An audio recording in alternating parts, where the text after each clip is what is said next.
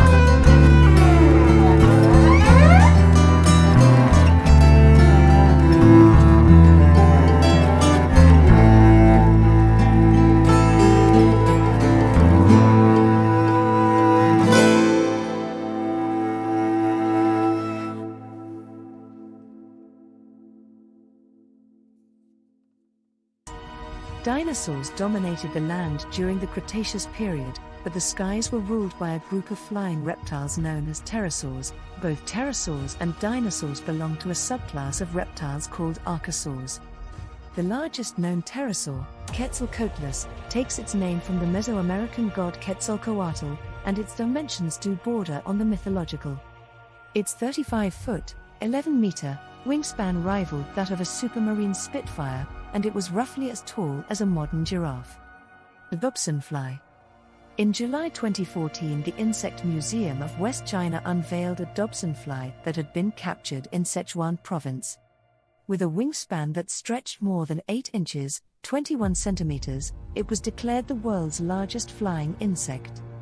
The specimen was slightly larger than the previous record holder, a South American helicopter damselfly, but was a fraction of the size of the enormous dragonflies that ruled the skies of the Carboniferous period some 300 million years ago. Quetzalcoatlus, this was a pterosaur, a flying reptile that lived during the late Cretaceous period. Quetzalcoatlus had an estimated wingspan of around 33 to 36 feet, 10 to 11 meters, and stood as tall as a giraffe when on the ground. Argentavis magnificens, this was one of the largest flying birds known to have existed.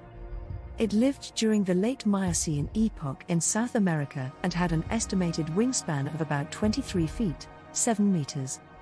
Hatzegopteryx, another large pterosaur from the late Cretaceous, Hatzegopteryx had a wingspan of around 36 feet, 11 meters, and is believed to have been one of the largest pterosaurs.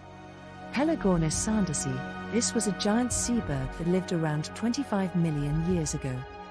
It had an estimated wingspan of about 20 to 24 feet, 6 to 7 meters, making it one of the largest flying birds. Microraptor gui, while not as massive as some others on this list, Microraptor was a four-winged dinosaur from the early Cretaceous period. It had feathers on both its forelimbs and hindlimbs, allowing it to glide or possibly even powered flight. It was about the size of a crow. Pteranodon, another notable pterosaur, Pteranodon lived during the late Cretaceous period and had a wingspan that could exceed 20 feet, 6 meters. It had a distinct crest on its head. Quetzalcoatlus, named after the Aztec god Quetzalcoatl, was a remarkable pterosaur that soared the skies during the late Cretaceous period, around 68 to 66 million years ago. With its immense wingspan, it dominated the prehistoric skies, dwarfing many of its contemporaries. Despite its impressive size, Quetzalcoatlus was surprisingly lightweight, allowing it to cover vast distances in search of prey or suitable habitats. Scientists believe it primarily scavenged and may have had a lifestyle similar to modern-day storks, gliding effortlessly for long distances. Argentavis magnificens, Argentavis, colloquially known as the giant terror bird, was a massive bird that graced the skies of South America during the late Miocene epoch, approximately 6 million years ago.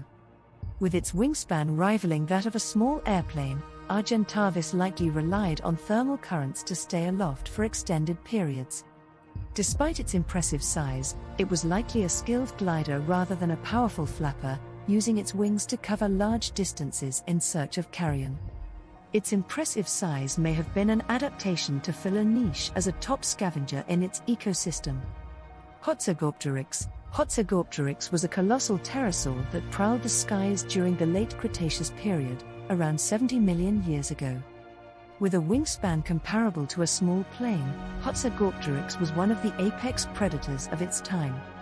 It likely soared above ancient landscapes, hunting for smaller vertebrates or scavenging on the remains of larger dinosaurs.